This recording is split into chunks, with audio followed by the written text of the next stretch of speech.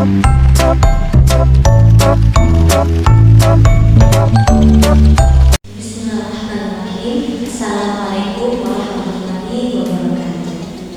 Alhamdulillahi wassalatu wassalamu ala rasulillah wa ala alihi wa ashabihi wa mawala. Amma ba'du. Yang terhormat Bapak Dr. Junaidi SAG MPD selaku dosen pembimbing saya, dan yang terhormat Ibu Dr. Yudhistira MPD selaku dosen pembimbing. Terima kasih atas kesempatan dan kehadiran Bapak Ibu.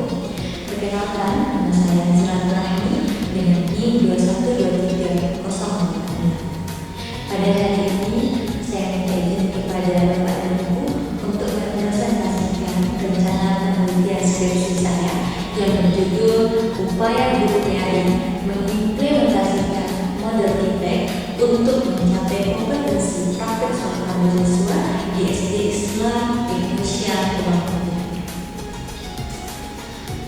Daftar isi. Yang pertama, bab 1 pendahuluan penelitian dengan latar belakang, rumusan masalah, tujuan dan manfaat penelitian. Bab 2, kajian pustaka, berisi landasan teori dan penelitian yang relevan. Bab 3, itu metode penelitian, berisi metode, lokasi, teknik pengumpulan dan analisis data. Pertama, bab 1 pendahuluan, latar belakang.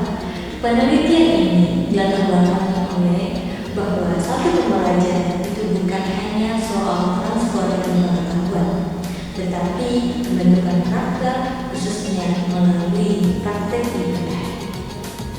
Model feedback secara teoritis mengatakan bahwa model feedback ini memiliki keunggulan yang sangat unggul, yang sangat memiliki kelebihan yang sangat baik khususnya dalam materi yang berbasis praktek, yang mana teori dan evidensi yang saya dapatkan bahwa secara teoritis model feedback ini dapat memudahkan siswa dalam memahami satu pembelajaran, kemudian meniru atau mempraktekkan gerakan dengan baik dan benar.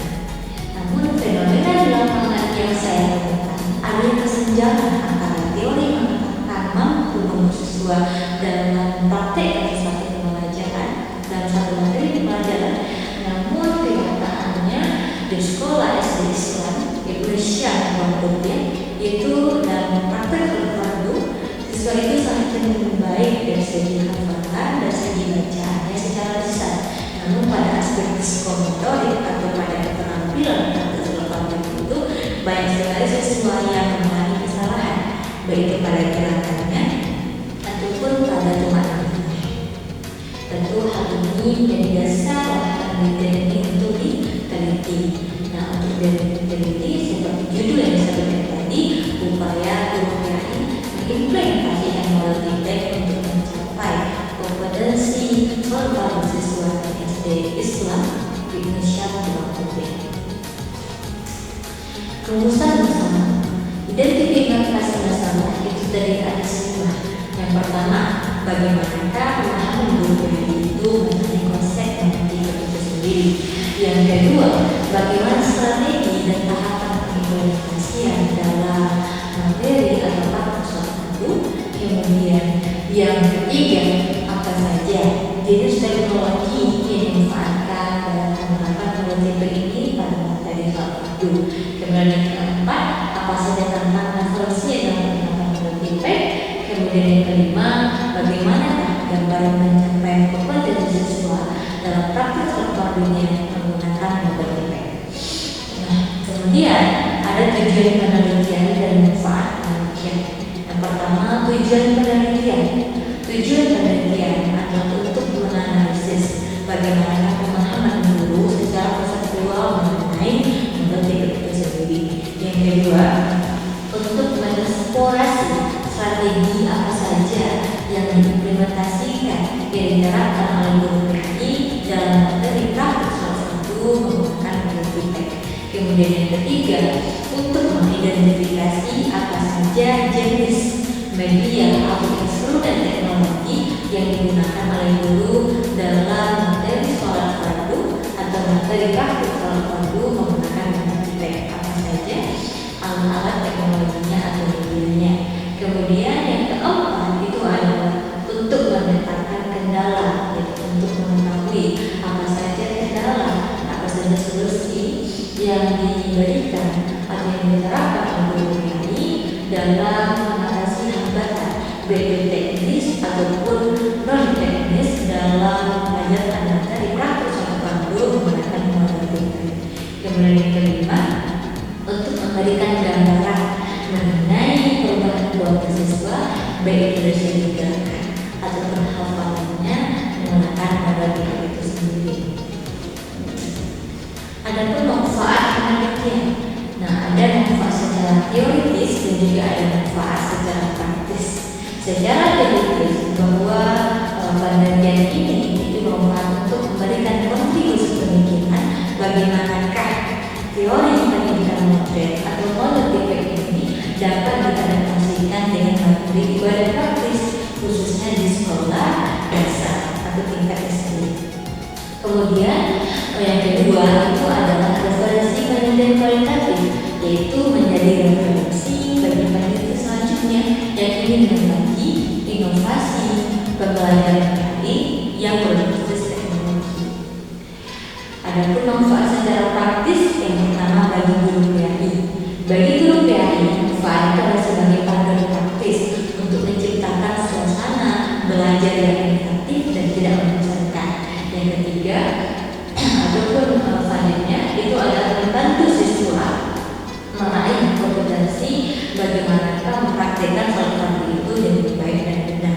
Kemudian bagi sekolah itu adalah menjadi bahan informasi untuk pengadaan sarana dan prasarana serta menjadi dasar kebijakan pengembangan kompetensi digital guru dan sekolah SD Islam Indonesia berikutnya.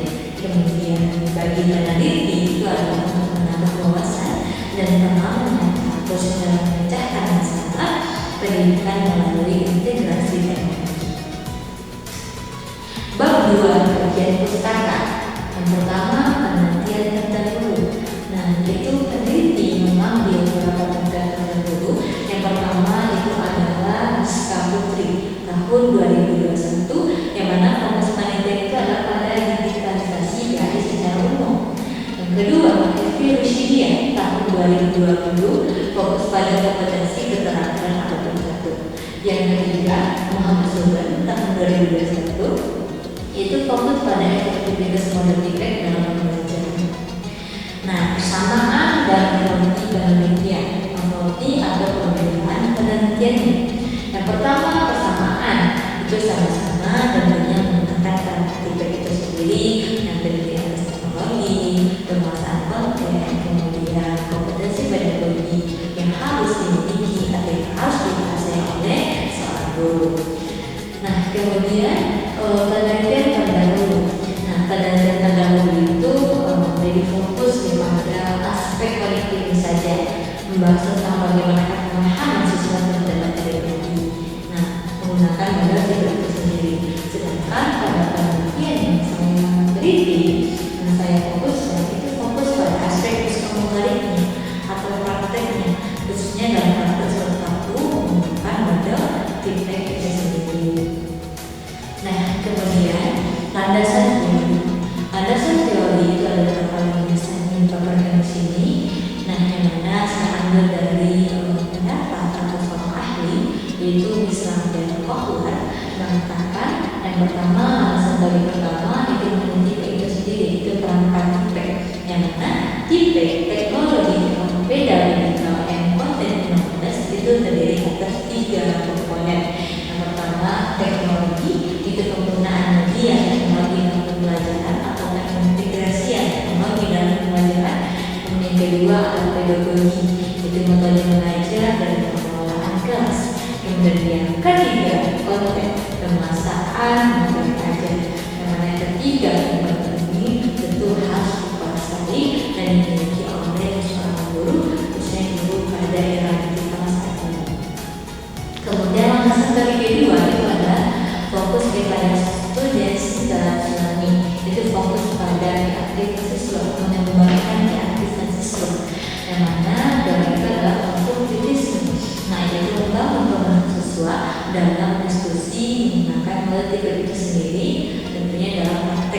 dari praktik terpadu. Yang kedua, fasilitator. Guru itu sebagai pemandu dan juga pembimbing dan bukan satu-satunya sumber ilmu. Kemudian kolaborasi itu mendorong interaksi sosial siswa dalam memecahkan suatu masalah. Adapun landasan teori yang ketiga adalah langkah pembelajaran. Yang pertama, melalui ini terdiri atas orientasi. Tahap pertama dalam model itu sendiri. Yang pertama, dalam orientasi ini itu terdiri atas penyampaian tujuan dan juga persepsi kepada siswa. Yang kedua, eksplorasi, yaitu penggunaan media teknologi itu sendiri atau berbasis teknologi. Apakah menggunakan PPT, itu dengan fokus dan juga lainnya. Kemudian yang ketiga, kolaborasi, yaitu pembentukan kelompok. Nah, yang memfokus pada students dan learning, yang fokus pada mengembangkan keaktifan siswa. Yang keempat itu adalah evaluasi, yaitu penilaian proses hasil belajar siswa. Bab 3, metode penelitian. Yang pertama, jenis penelitian. Jenis penelitian yang digunakan oleh peneliti itu adalah field research, itu penelitian di lapangan atau turun di lapangan. Kemudian pendekatannya kualitatif deskriptif, yaitu menggali fenomena atau menggambarkan fenomena itu secara mendalam. Kemudian yang ketiga, lokasinya itu di SD Islam Indonesia Pulau Putih, waktu yaitu pada semester ganjil. Subjeknya guru PNJ sebagai informan utama dan siswa sebagai informan penutup. Teknik pengumpulan data.